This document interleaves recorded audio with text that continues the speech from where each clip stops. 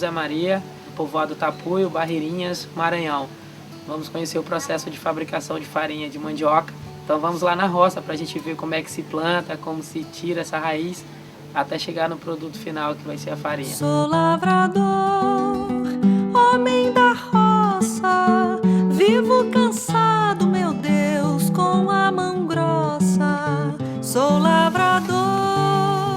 O solo ele tá fofo, tá um solo onde você tem facilidade na extração. Daí você vai puxando a raiz lentamente.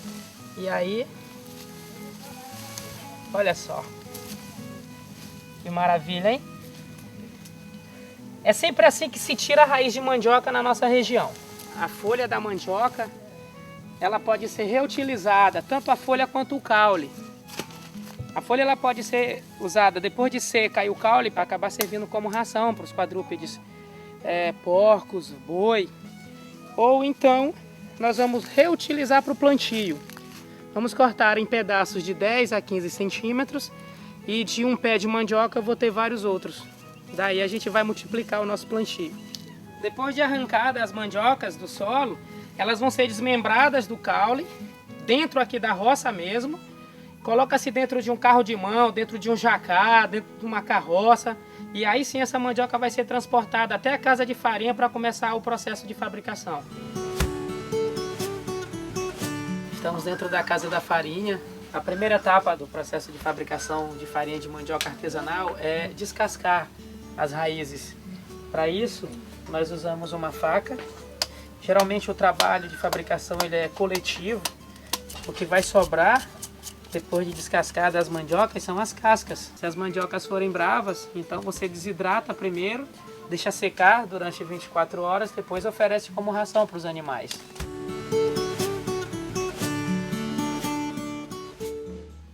Depois de descascadas as mandiocas, a segunda etapa do processo é ralar todas elas. Antes elas precisam ser lavadas primeiro, depois são trazidas para a banca. É chamada de banca do catitu. O catitu é a máquina que é usada para ralar as mandiocas. Antes movido à mão. Existia um método diferente de ralar as mandiocas. Existia uma roda de madeira com 1,5 m de diâmetro e uma correia feita com o couro do boi, onde 2 homens giravam a roda no braço. O catitu hoje ele é movido a energia elétrica e ele é cheio de serras. Geralmente são várias mandiocas, então é uma empurrando a outra, fazendo com que a pessoa não aproxime tanto a mão do catitu.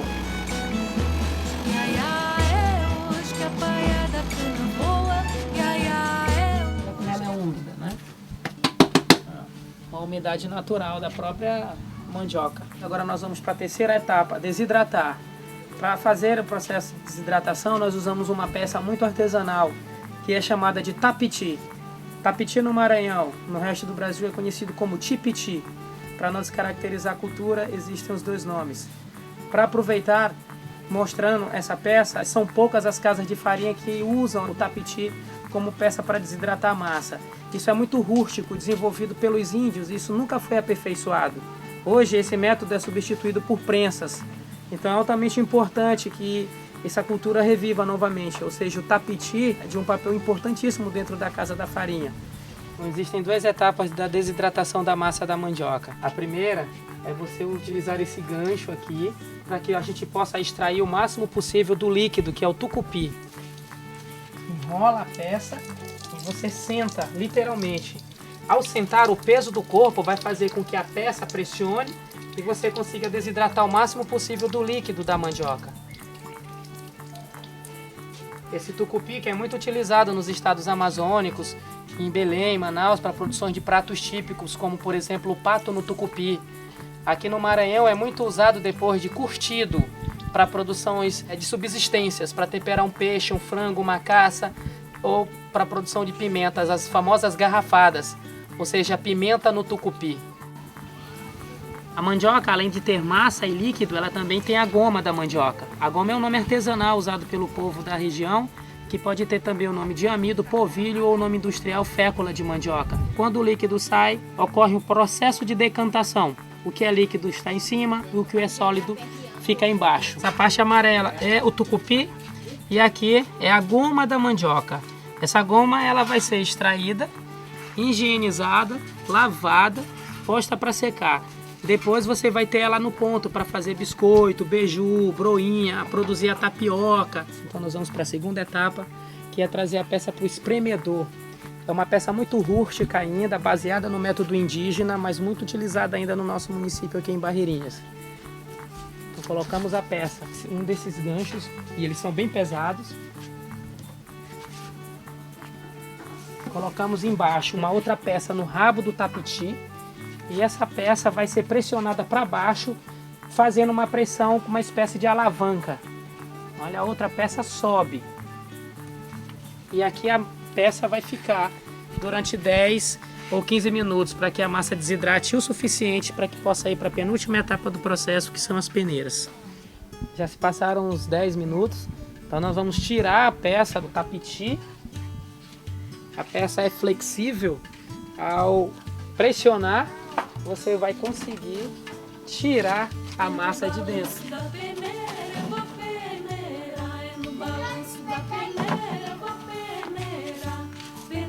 Então já tiramos a massa da mandioca, está dentro do coxo. Agora nós vamos peneirar essa massa para fazer com que ela fique uniforme, o suficiente pronta para que a gente possa levar para o forno, que são as últimas etapas do processo de fabricação.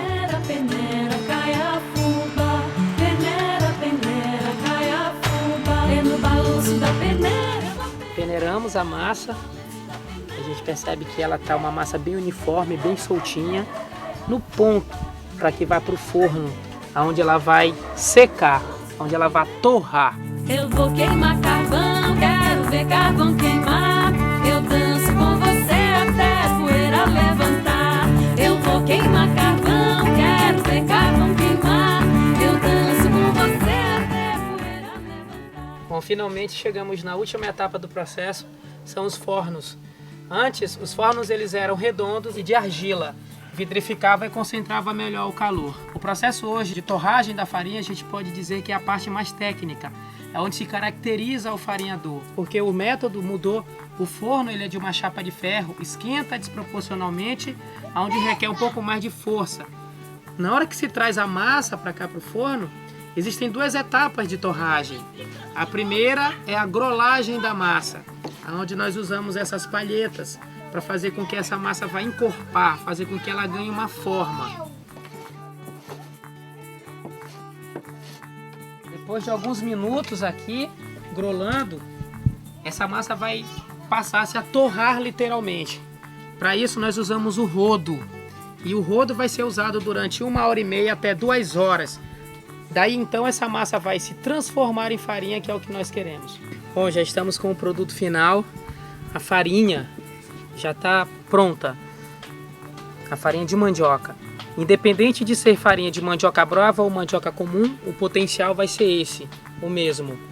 Nas comunidades, a farinha ela é fundamental, tanto o produto mandioca quanto a farinha de mandioca. Aqui no Tapuio ela é usada como fonte de subsistência e é a principal base da alimentação. A casa de farinha, dentro de algumas comunidades do município, existe um critério para ser utilizada. Não é uma associação, mas por décadas isso já se transformou em cultura. Não necessariamente eu preciso ter uma casa de farinha dentro da minha casa. Se o vizinho tem uma, ele empresta essa casa para mim e não precisa pedir e não precisa marcar hora. Basta eu chegar e começar a minha produção. Seria um papel importante se houvessem trabalhos de divulgação, reviver-se essas culturas, como por exemplo o produto mandioca, que é indígena. Isso vem de séculos, muito antes do Brasil ser uma colônia, os índios eles produziam farinha de mandioca. Eles aprenderam a cultivar, aprenderam a distinguir. E hoje, com o passar do tempo, isso foi sendo esquecido. Essas culturas foram sendo esquecidas e os potenciais que carregam ela também foram esquecidos juntos. É importante saber que ela tem muito valor agregado, que deveria ser difundido de uma melhor forma, para poder consumir mais produto natural. Quem me dera, quem me dera pra mim só, eu deitar na sua cama, me cobrir com seu lençol. Eu vou queimar carvão, quero ver carvão queimar. Eu danço com você até a poeira levantar. Dera, quem me dera já, eu ganhar do meu amor um lencinho de cajá. Eu vou queimar carvão,